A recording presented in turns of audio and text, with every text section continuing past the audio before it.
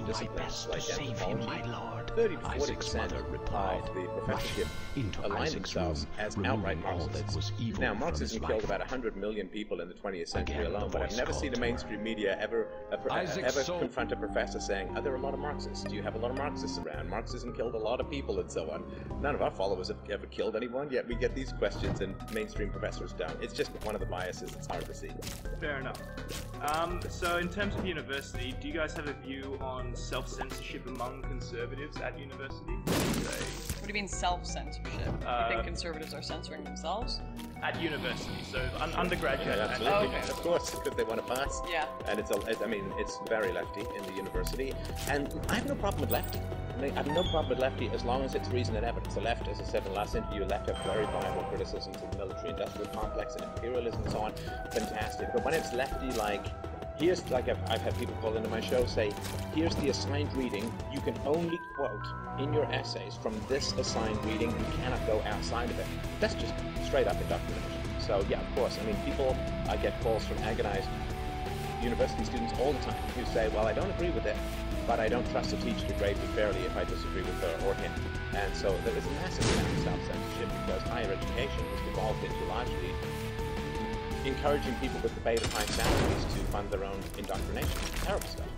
How about in terms of political organisation among conservatives at university? Do you think there is a reluctance to organise publicly? Absolutely.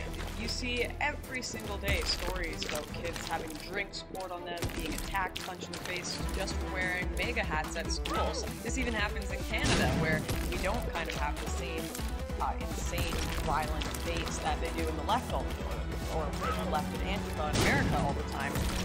All over, kids are being oppressed because of classes just for right-wing opinions. I myself experienced it. I'd get worse grades on my essays in women's studies class if I didn't come to the same conclusion as the professor.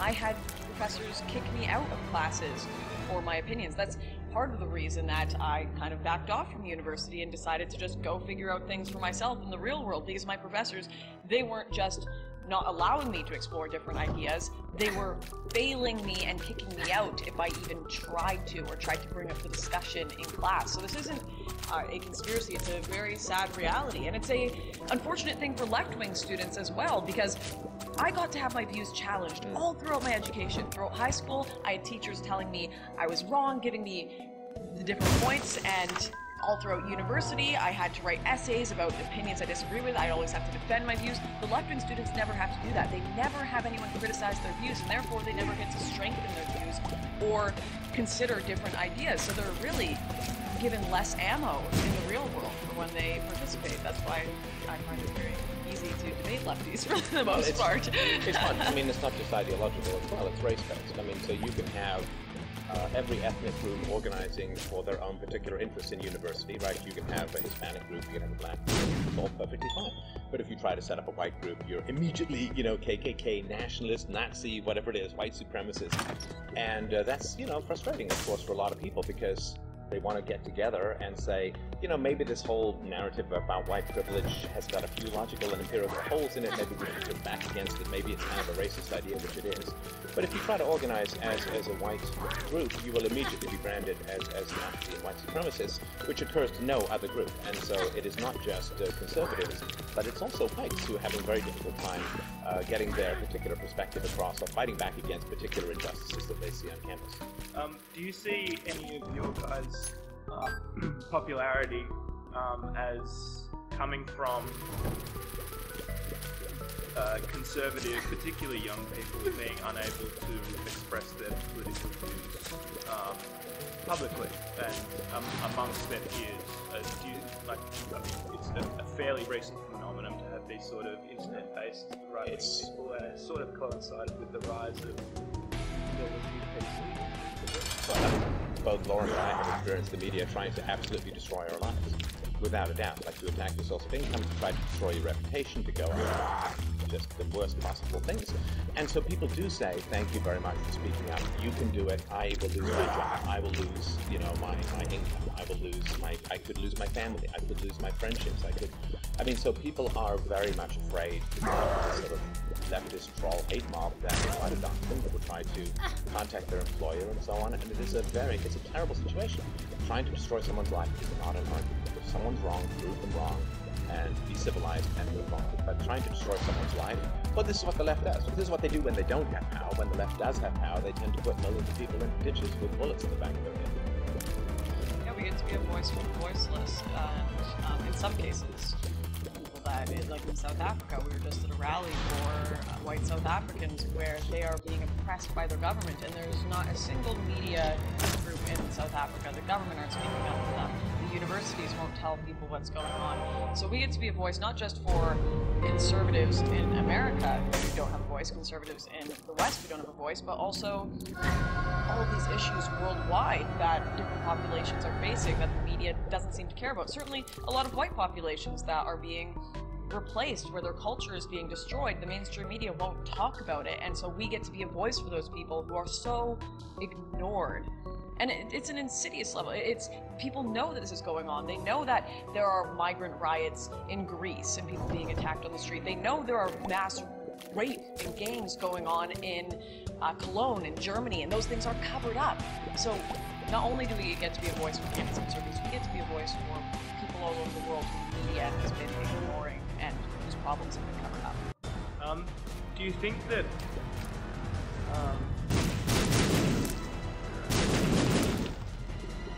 so do you think a lot of the popularity of, let's not say alt-right, let's say the new right, It's tough without a label, isn't it? Just well, about people with reason and evidence. How about we just talk about people who follow reason and evidence and provide a truth? You don't have to get us a label that puts us in some category. Well, I mean, I'm just trying to use it as a broad stroke, which is difficult. Just say you can say the new media, right? Because I mean, this is kind of a new form of media. Well, no, I mean particularly the conservative side, because I don't want to bring in a particular question. Once I ask the question, do you think that a lot of people, especially younger white men, might be drawn to some of your ideas because they're alienated by the left? And not Do you have any questions that aren't race baiting? I'm just kind of curious about that, because you're very much into, well, do you think white nationalists might support you and young white men might support you and this and that? I mean, this seems like a bit of the same question over and over. No, I'm saying, do you think they're supporting you because they feel alienated by their peers? They're supporting us because we tell the truth. It's not some tribal thing, they support us. Do you genuinely think they believe everything you say? Why on earth would they believe everything we say? Because I don't believe with I don't agree with a single news organisation every single week. Yeah, we make arguments and people think for themselves. I mean, that's the whole point, right? There are people who agree with some of my videos and disagree with others. The ones where I put together very solid arguments, I have people of all races, genders, and creeds that say, well, damn, I guess you're right. I have Muslims in my comment section that will comment on my criticisms of Islam and say, I may come from a community that's Islamic, but you made a good argument and that is an accurate conclusion. It doesn't matter what their race is. Yes, there have been a lot of young white men that the government has told them, you are evil, you're an oppressor, you're this, that, and the other, and they say, objectively, I am not those things. Objectively, I am not privileged, so I'm going to look for different answers of what is actually going on here. And if they're brought to us, it's not because we're saying, white men, come here, I am your representative, I love white people. It's because we give them an explanation that makes sense. Okay, cool. Okay, so if you had a scale of where 1 is left, 1 is extreme left, 10 is extreme right, can you put these publications on that scale? So are these publications? Can you read it if you want? Can you give me a definition of extreme left and extreme right? Because I want to make sure we're talking about the same things. Right. Let's go.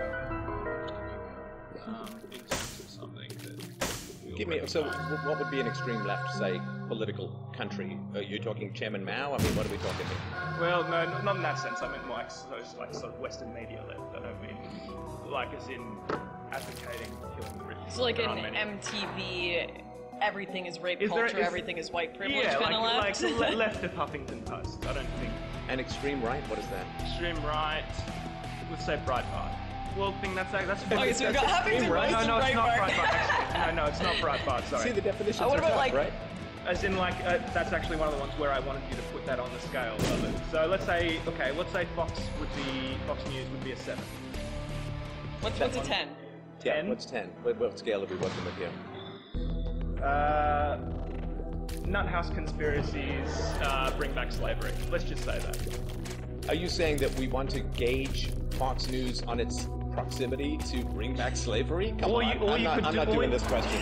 You can if you. And this is to me. I'm sorry, that is not. We can't even come up with a definition of the term, so I can't rank people according. And I hate the whole left-right thing. I know you use the terms from time to time, but I'm interested in, for me, the non-aggression principle. Do not initiate force against others. That to me is a free society. All societies that advocate for the initiation of force, whether it's communism or Nazism or slavery or any of these kinds of things, they're on the immoral spectrum. So the problem at the far left, you end up with, at the extreme left, you end up with communism. On the extreme right, you end up with Nazism. Funnily, is National Socialism, which is also collectivism and a big tyrannical government. So you end up with these like two things that are supposed to be opposite, but they're both collectivist and tyrannical and utterly destructive to human freedom. So you're asked to choose between two evils and end up wishy-washy nowhere in the middle. So I can't do anything on the left-right spectrum as far as judging things. Okay.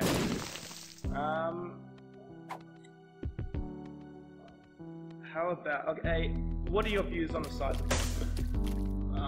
Would you in general say you're a big government sort of person in terms of funding? Zero? Yeah, well, we have some different opinions on this, but I am a voluntarist completely. Government is an immoral violation of the non-aggression principle. It is a collectivist agency with the right to use force against usually legally disarmed citizens. It is a moral agency, and government is like slavery. It's just something they need to reevaluate and hopefully outgrow. And I have a lot of similar beliefs to Steph. However, this is one thing that we disagree on. I believe that we need a government just big enough to protect our freedoms from more authoritarian states. So I think our government, our taxes, everything needs to be cut down massively, way more than the average person, way more than the average right-winger I want. I started as a libertarian. I want a government small enough to drown in a bathtub, but just big enough to defend us from more authoritarian governments.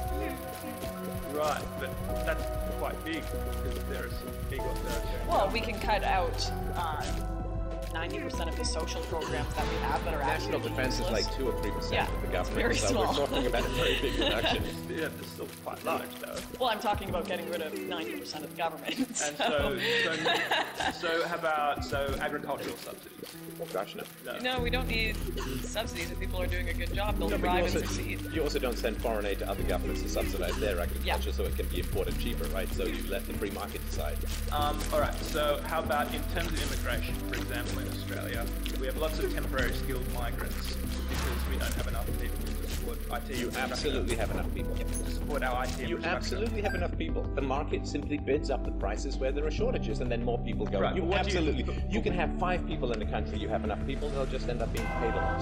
Yep. Right, but what do you do in the intervening time when we have an enormous skills gap? What do you mean?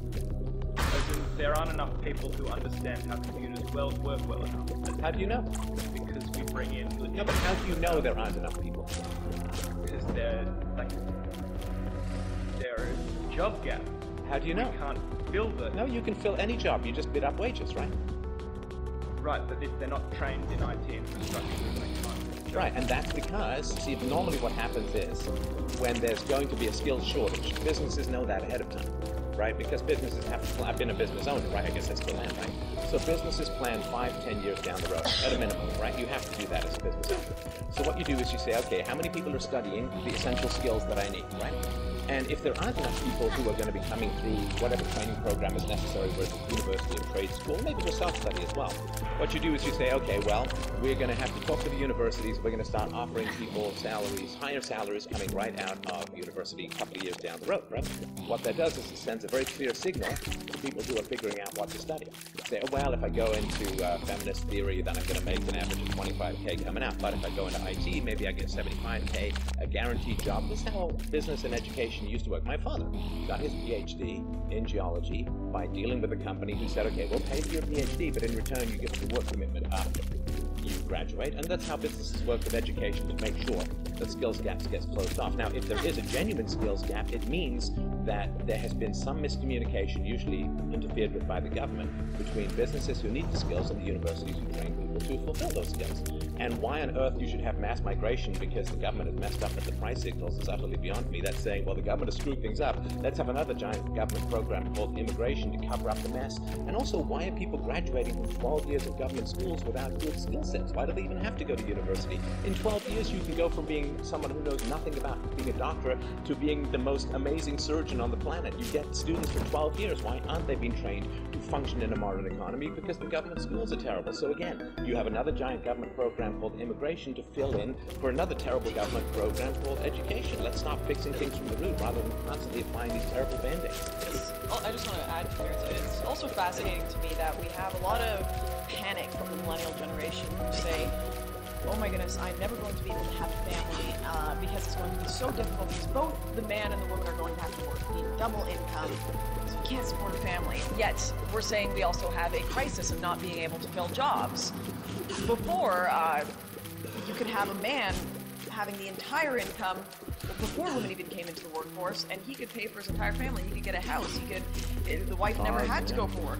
How come there wasn't a panic over more workers then, and yet people were being paid more? And then when women joined the workforce and doubled the size, suddenly everyone's getting paid less. It's exactly the point. It's about you add more people to the workforce, wages are going to go down. Sorry to give you a whole lecture here. I apologize for that, but just very briefly. The entire financial system, which is not a free market system but central government, it's a currency as a giant government program, relies on the value of real estate staying high. And we saw what happened when there was a little bit of a dip in the value of real estate in America in 2007, 2008. The entire system almost came apart. We had to pump $700 billion of taxpayer money into the bank coffers, which was an utterly immoral and wrong thing to do. So when you have a baby boom, you get huge demand for housing. Right? Of course, we know this from the boomers after the Second World War, and that creates a big burst in housing and all of that. And then you get a hollowing out with the next generation, and that's going to cause the value of real estate to drop, which is what millennials should be experiencing, because there's fewer of them than there were boomers. But the problem is that the banks right now have their assets in real estate. So if the demand for housing goes down, then the value of the bank's assets goes down, and they usually have a 30-to-1 asset to lending ratio. And so they really have to call in a lot of loans, they have to pull back on their economic activity, or they go bankrupt. And so one thing that immigration is doing is by constantly bringing people into the country and giving them taxpayer money with which to buy housing, you're propping up the value of housing, of cheaper housing, and then people fly out of those neighborhoods because they're dangerous or unfamiliar, and it pushes up the whole price of housing, which maintains the asset value sheets of the banks. Now, if there is a drop in the value of housing, the whole Ponzi scheme of modern finance falls apart. So immigration doesn't have anything to do with skills shortages, it has to do with just, we need to prop up the value of real estate, and we need to create this illusion that somehow there are going to be enough workers to pay for the boomers' retirements because the government can promise things that they can't pay for. And generally what governments do, when they make promises they can't pay for, when the bill comes due, they go to war. I hate to take you back to that IT example, I guess. Sure. But that's my field, man. I'm an IT guy from way back, so. So if, for example, you were just to reject, like right now, hypothetically, the government said No immigration. 457s, not anymore. Anyone who's old got one on a plane back home. Yep. There's going to be a long teaching period. Why? Because there aren't enough graduates to do all those. But why do you need graduates? I ran an entire IT company, never took a course in computer science. I really think it would be seamless in transition. I don't know what seamless means. As in, like, you don't think there'd be an enormous shock given that the IT basically... The market is incredible. Do you know, there was this question, right? So let me give you a historical example about how well the free market deals with stuff. At the end of the Second World War in America, there was a whole government program set up because they said, well, we've got millions of guys coming back from war. Who's going to hire them? How are they going to get jobs? Where are they going to go? And there was this whole massive government department set up to deal with all the problem of the GIs coming back from war. By the time they issued their first mandate, everybody was important. The free market will solve these problems so rapidly, it's insane. But we're so used to, it's got to be all managed by the government, we've got to have all our ducks in a row. While everyone's talking the free market will handle it. You don't know what the skill set is of Australians. For me, like I ended up, I wrote software that sold for millions and millions of dollars. I ran I was chief technical officer of a software company, had dozens of people reporting to me, building the most complex software for environmental issues that you could imagine. Never took a computer science course. You don't need necessarily all of this formal education. You need skills. I myself loved computers from the age of 11 when I got a little bit of inheritance. The first thing I did was buy a computer and figure out how to program back in machine language. So there's a huge amount of untapped skills in there. You're just burying it with all this external stuff. You're quite a big outlier, though. If you were 11 years old and you're the first set to buy a computer, that's not typical for the rest of the population. I have people around here who set up their emails. Yes, but you work for a government-funded organization, so you may not be on the cutting edge of skill sets here. Yeah, but I don't think I'm the The younger generation spend most of their days on computers. Computers are becoming our new method of communication, our new method of work, education, everything. Everyone is figuring out and adapting to the jobs and the culture that we are coming into. And it's a really scary prospect for me as a millennial to think of if they just opened the borders to anyone to come in to take these jobs. There are millions of people that are going to come in and they'll do these jobs for $5, for $3, for $2. And what's going to happen to all of the workforce that the liberal far-left governments claim to support, claim that they are standing for them? Well, they're going to disappear. We're not going to be able to get good jobs because there will be people that will literally be willing to do it for slave labor wages. We criticize China for that, and yet we do massive business with them without good trade deals. You want to bring that into this country, like... Here's the thing too, if immigration is reduced, let's say, you are giving a massive pay rise to everyone in Australia. Because when immigration is reduced, the price of real estate goes down.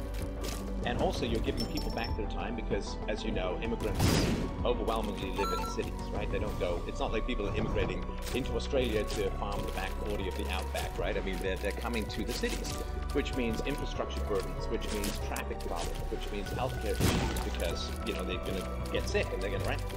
So if you say, okay, well, we're going to nurture a homegrown talent, then your requirement for all of these things goes down.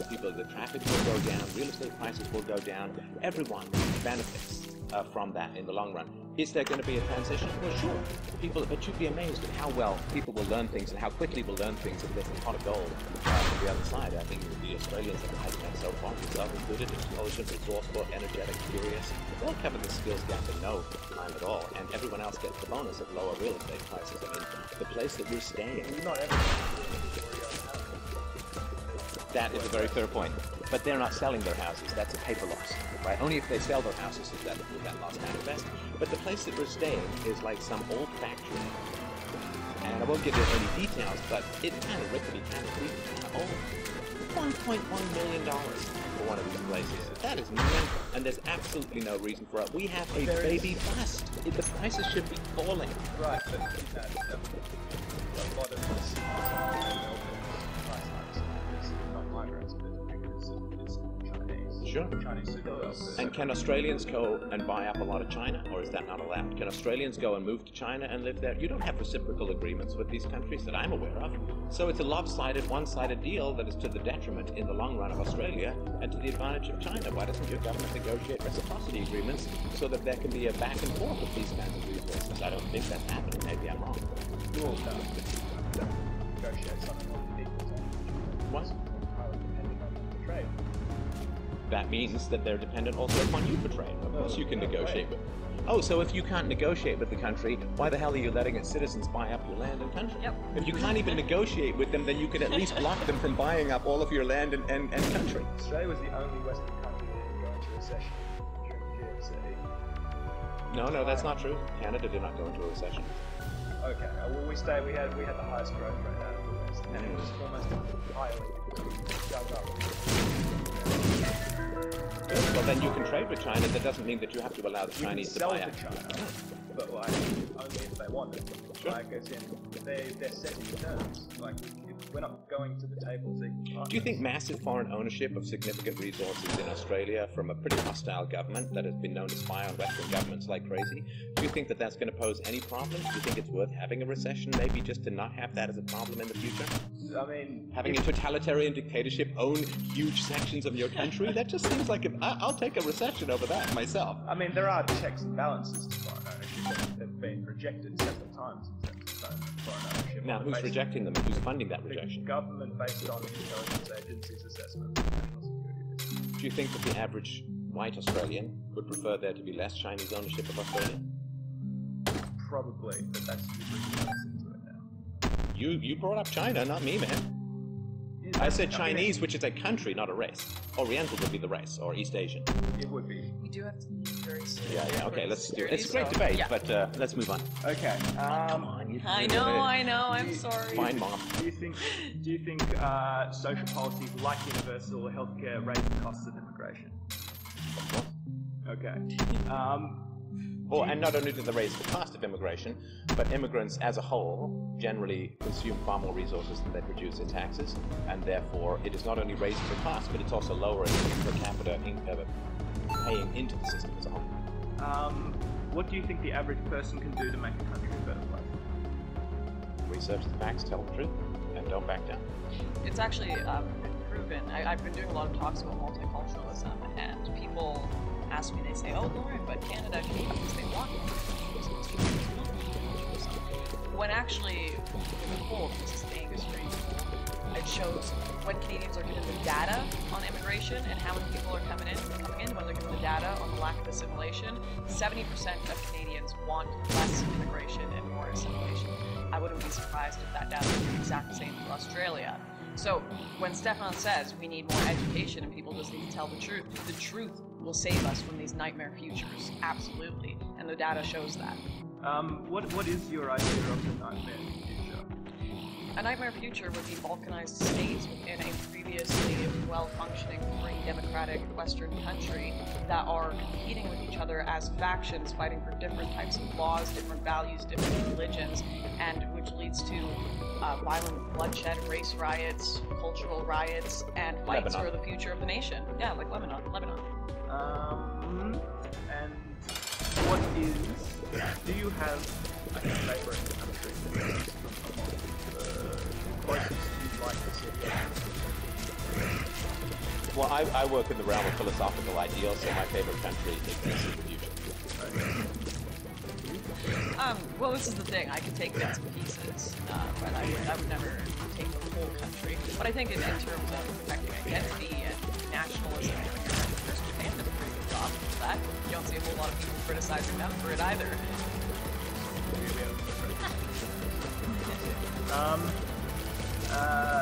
So in terms of say a market, sorry, as in the size of government, do you think say the US has it right, or is there a country that you think no one has it right. Who has it right? Perfect. Right. Yeah. The smaller the better. The more voluntary interactions that we have in society, the better, and the government is by definition a coerced interaction. So like Chile? No. Again, see the thing is, if you try and pick anything, I'm not saying you're laying this trap, but for the audience as a whole, if you pick some country and say, that's my ideal country, then what people do is they say, well, they've done this bad, and this bad, and this bad, and therefore you approve of that, and that's why I stay in the realm of principle. So, okay. That makes it quite easy for you, though, doesn't it? In that you're like, no, my idea is so good, it'll be perfect, you just have to wait for it.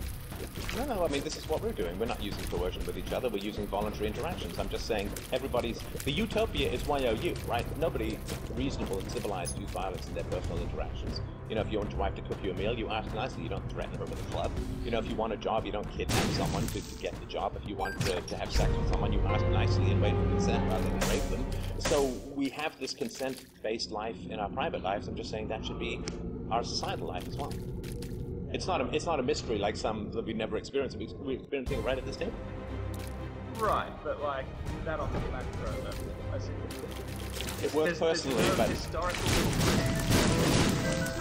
like a little bit more like that. Not no, that because exactly. you could say, well, the founding of the United States is a very small, limited constitutional Republican government, but the problem is it had slavery, which is a violation of human rights. So every place you look to, you know, we're still polishing, we're still working on the moral journey of mankind. We can look at some few things here and there and say they had the right idea, but it was so horribly compromised, and we're just working to iron out those compromises so we can move forward to a more free future. Right. Okay. Hypothetically. Okay, it's gonna be the last question, right? We gotta, yeah, okay. Maybe it's not worth it then. It might just be color. Wait, we're gonna take that out of context for you. You know that, right? Yeah.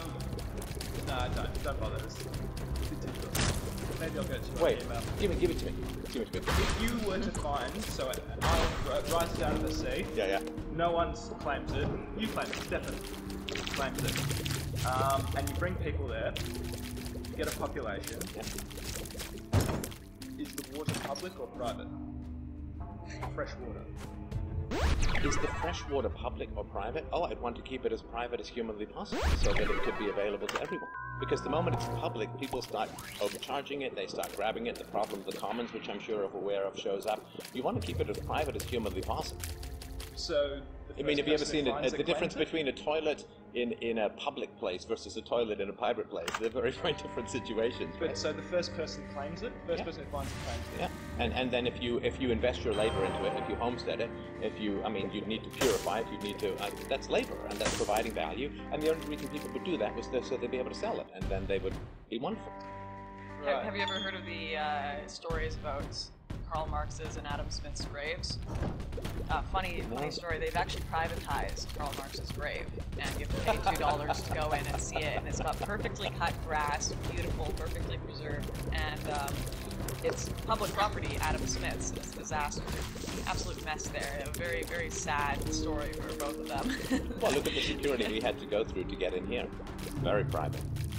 It is. We didn't do this on the street. Why? We get contracts. Right. So you want to keep things private as possible. That's the way to keep them available to people and reasonably priced. Fair enough. I think I'm a little. Thank you. A little more understanding. Appreciate Pleasure. it. Thank you.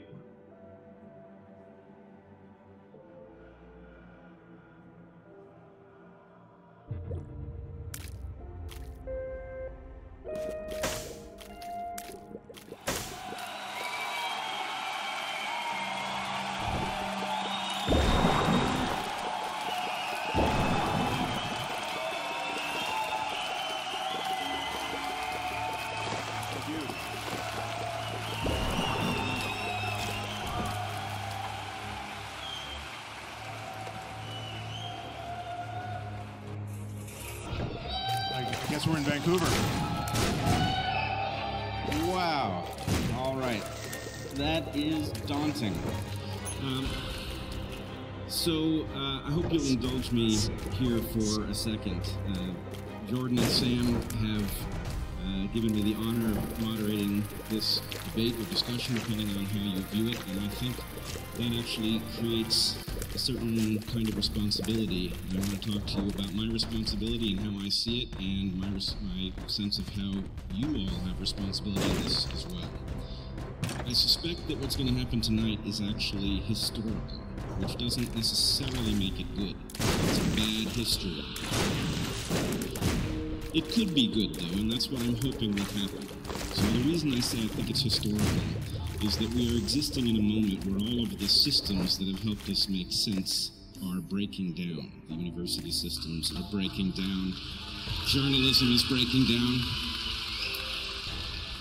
And at that same moment, we have a network of people who are trying to make sense in an alternative way, and I have to say, I think beating the odds at the moment. So, here's the problem. That network is not entirely in agreement with itself about some significant issues, and Sam and Jordan have some differences that have proved very difficult. So, what could happen tonight is we could have some sort of a failure where things get even more muddled. We could tread water where nothing gets clearer. Maybe it would be entertaining, maybe it wouldn't. But best case scenario is that we figure out how to make sense of things that have gotten in our way before.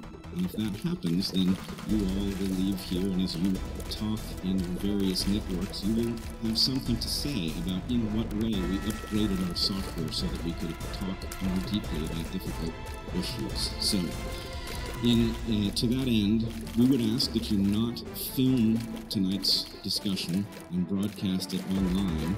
It's not that we want to hide this. In fact, we encourage you to discuss it.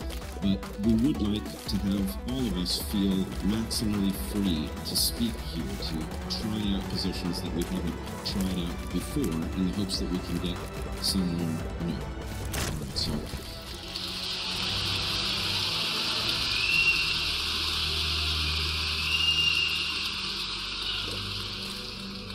I think with that, we will just put Sam and Jordan to it and see if we can head towards some of the discussions that have proved difficult in the past. Sam, Jordan? Yeah, thank you.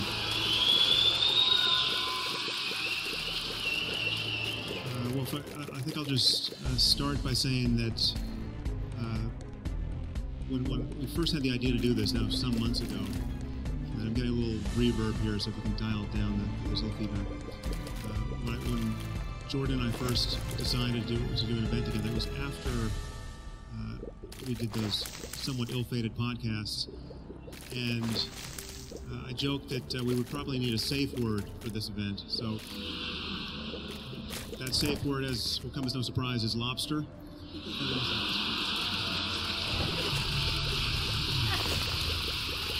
So you'll know things are dire when one of us says that.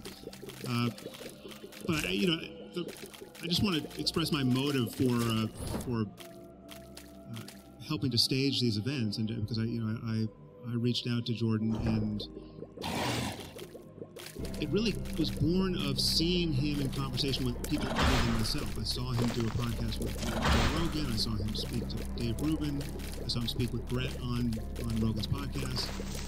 And I had so much admiration for him in those conversations. 90% of what he said in those conversations struck me as really wise and useful and well-intentioned. And 10% didn't. And I noticed that, it was clear to me that seeing these successful conversations with other people who I respect, I began to wonder that I might be the problem. And I think I am the problem.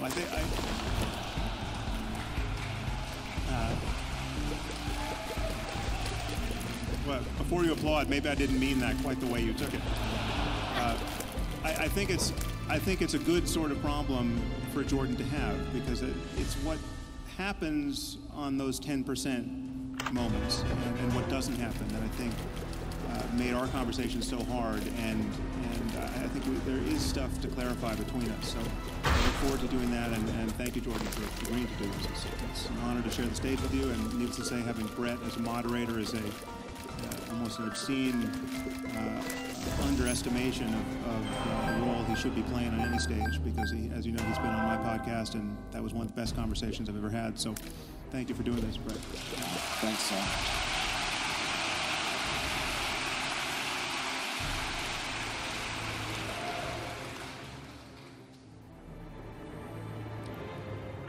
All right. So I'm going to jump right into it, I think. Here. So look, this is, I put up a poll a couple of days ago to find out what people, broadly speaking, might want us to discuss. And I've been taking a look at that, and I took a lot of notes, which is why I have my computer here, by the way, and my phone. It's not to check my email while the debate's going on, the discussion. I thought what I might do is just lay out some places that I think Sam and I agree. And because there's lots of places we agree. And then I want to figure out where we disagree, which I've been trying to sort out, and then I want to see if we can hash it out a little bit and move forward on that bit. So I'm going to lay out. See, one of the things that Carl Rogers said, the psychologist, was that one of the good way to have a discussion with someone is to tell them what you think they think until they think that what you said reflects what they said. But look, this is a really useful thing to know if you're ever having a discussion with an intimate partner, for example, is that you have to put their argument back to them in terms they agree with. It's very difficult. So I'm going to try to do that. And so the first thing is, I think that partly what's driving you, if this is accurate, is that you want to ground a structure of ethics in something solid. And there's two things you want to avoid, two catastrophes, let's say. One is the catastrophe that you identified with religious fundamentalism, and the other is the catastrophe that's associated with moral relativism.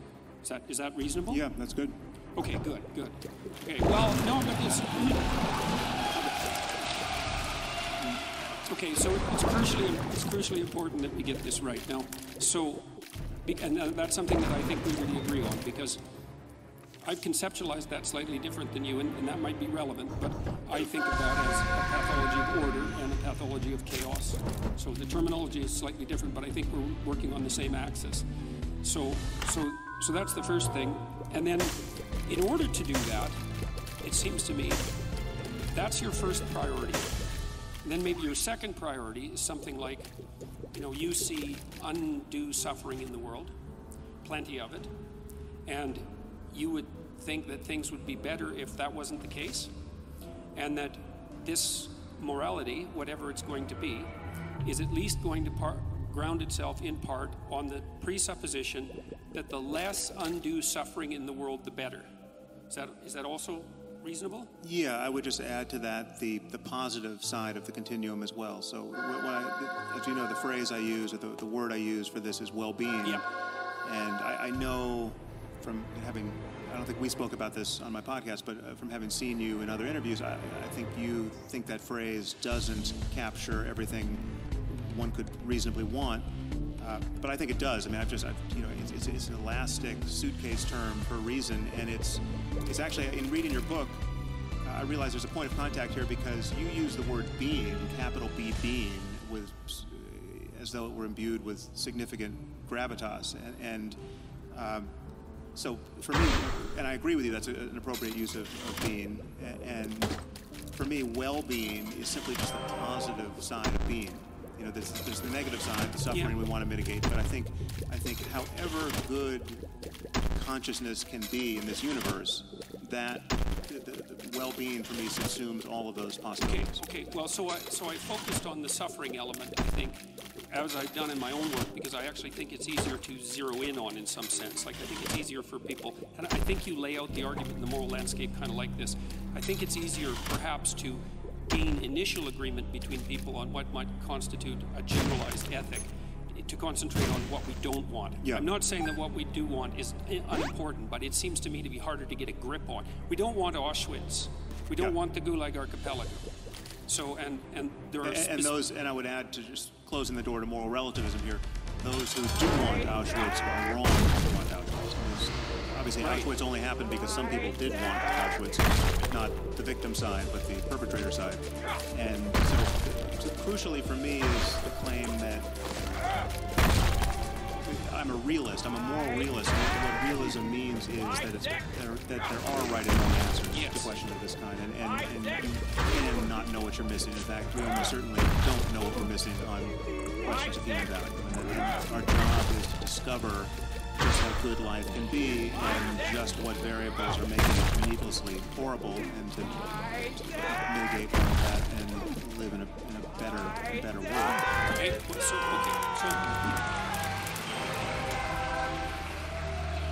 Okay, so that's a lot of points of agreement. So I also believe that there is a catastrophe of arbitrary moral injunction, and that there's a catastrophe of moral relativism, and that has to be dealt with, and that there are genuine differences between the proper way of behaving morally and the improper way of behaving morally. And I think that they are grounded in human universals, even though there's a wide amount of variation.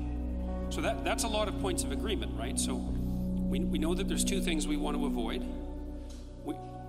Conceptually speaking, which is the moral relativism and this kind of moral absolutism that's grounded in an arbitrary statement of facts that you identify with religious fundamentalism. I would identify that with fundamentalism more generally, not with religious fundamentalism per se, because I see it also happening in secular states, let's say, like Nazi Germany or so it doesn't seem to be religious fundamentalism per se that's crucial to your argument. No, it's not. So just to close the loop on that, the only reason why I would focus on religion in particular there is that religion is the only language game wherein fundamentalism and dogmatism, where dogmatism is not a pejorative concept.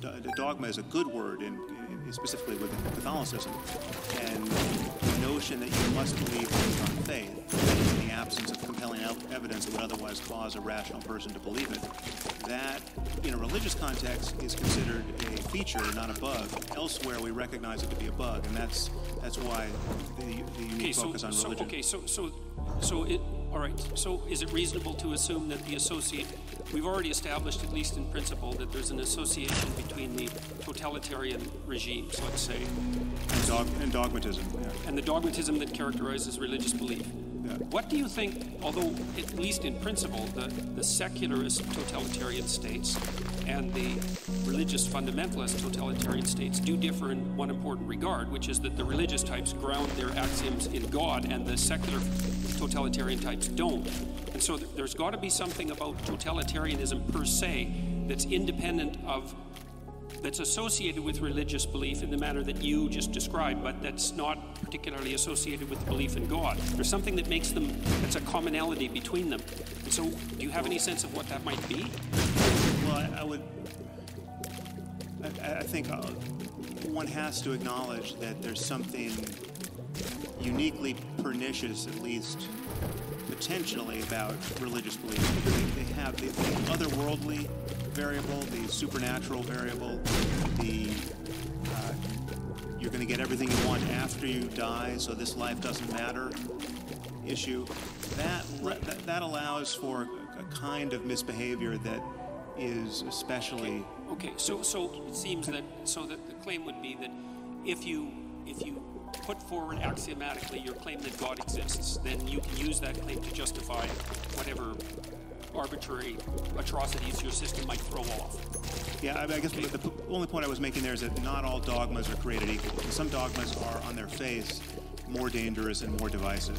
Right, but what I'm curious about specifically is, because it seems to me that the dogmas of the USSR and the dogmas of Nazi Germany were as pernicious as any religious dogmas, and they may also share important features with pernicious religious dogmas, but it isn't clear to me from your perspective what those commonalities would be.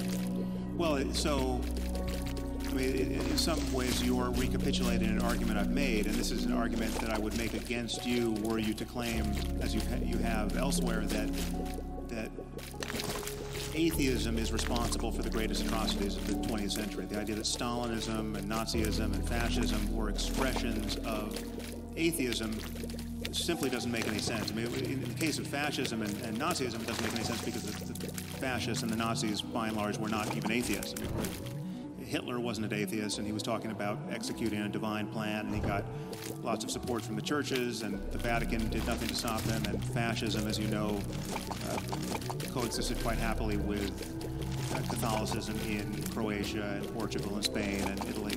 So, but even in the case of Stalin, what was so wrong with that situation were all of the ways in which it so resembled a religion. You had a personality cult, you had dogmatism that held sway to a point where apostasy and blasphemy were killing offenses. You know, the people who didn't toe the line were eradicated.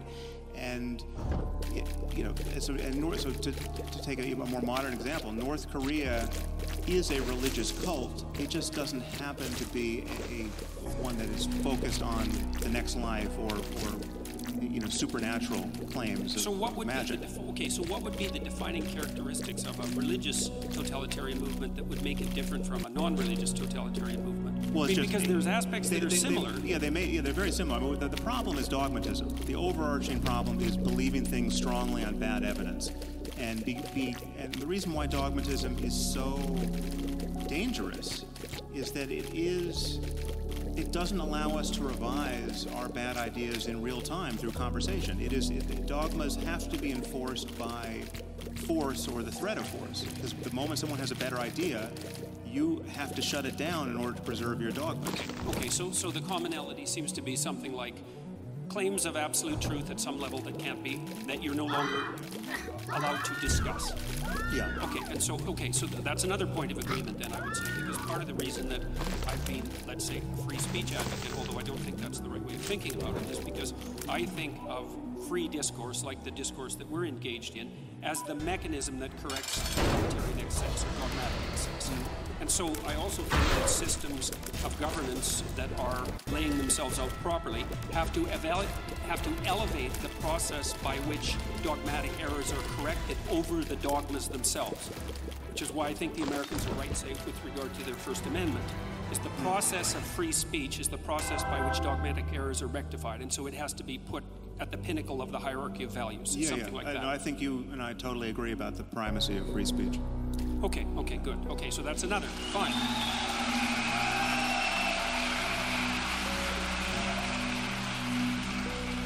Okay, so then... Wait, I think there's one point that we should just lock in on. It sounds like what you're saying is that the reason to fear religious dogma is really on the dogma side and not the religious side, which at least leaves open the possibility that something could exist over on the religion side that doesn't have that characteristic, right? That often they travel in tandem, but the thing to fear is not the religious belief, it is the dogmatic nature of the way it is communicated. Oh, yeah. Is that fair? The other way to say that is the only thing that's wrong with religion is the dogmatism.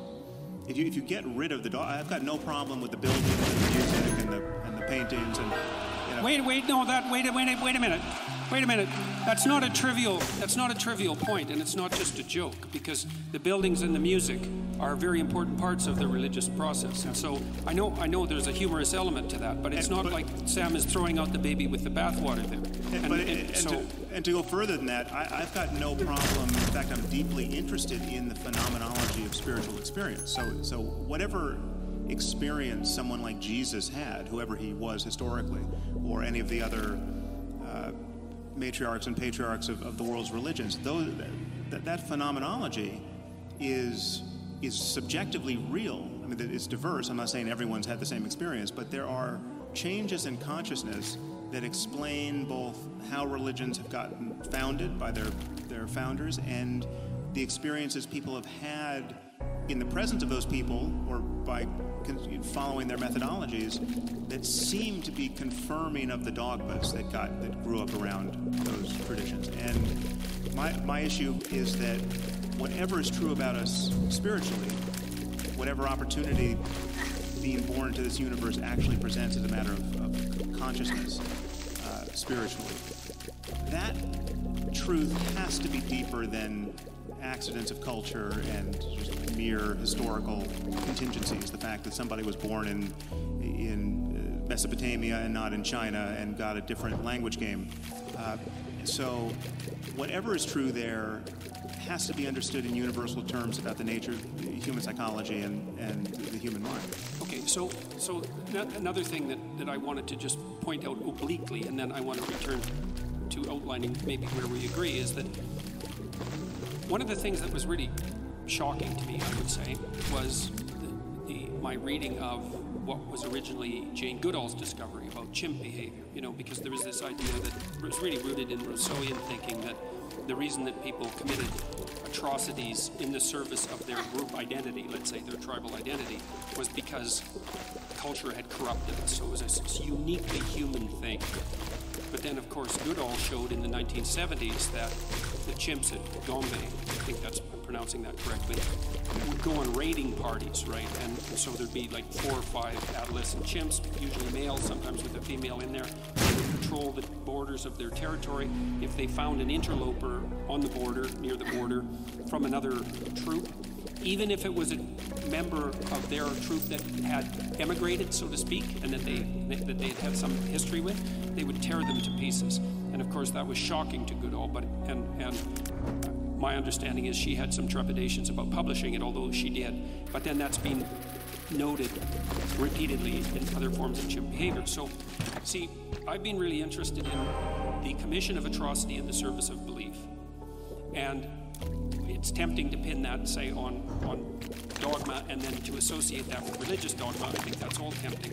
But the fact that chimps do it shows that it can't be a consequence of something like religious belief unless you're willing to say that the reason that chimps commit atrocity in the service of their troop and their territory is because chimps are religious. And so they're not religious and they don't really hold a secular totalitarian viewpoint, but they still act out the atrocity element that's characteristic of human behavior. So to me, that makes the problem deeper than one of mere, let's say, surface statements about metaphysics. Obviously, the problem of primate aggression, which we've inherited along with the chimps, is deeper, or at least different, than the problem of religious violence or totalitarian political structures that get the worst out of people. So, we have these primate capacities that we have to correct for, and we're busily trying to correct for almost everything that we've been evolved to do. We're not, we don't like the state of nature for good reason, and virtually everything that's good about human life is born of our, I would argue, culture-based and highly intelligent and necessary effort to mitigate what is in fact natural for us. And there's nothing more natural than tribal violence, which you're describing in Chips. Okay, so then it also seems like we agree that the core element of tribal alliance would have its roots in the chimpanzee proclivity to, or its analog in the chimpanzee proclivity to identify with the dominance hierarchy of the troop, is something that's a source of the proclivity for human social aggression that's independent of its, at least independent of any obvious religious substrate. So there are other reasons for group belief and the commission of atrocity that can't be directly attributed to religious dogma. Yeah, but I mean, and what most worries me about religion, I would say, is, I mean, obviously religion can channel these primate urges in unhappy ways. So you can get tribal violence that gets amplified by religious dogmatism, and that should trouble everyone. But it's not unique to religion. It's also nationalism, and it's racism, and it's all other kinds of dogmatism. But what most worries me are those cases where clearly good people who are not necessarily captured by tribalism per se are doing the unthinkable based purely on religious doctrines that they believe wholeheartedly without good evidence. So you have the person who joins ISIS who wasn't even Muslim before they converted, 16 months ago, and they go all the way down the rabbit hole to the most doctrinaire, most committed, most uncompromising view of just how you have to live in this world if you're going to be Muslim. And they join ISIS based on the idea that salvation only goes one way, and that dying in defense of the one true faith is the best thing that can happen to you.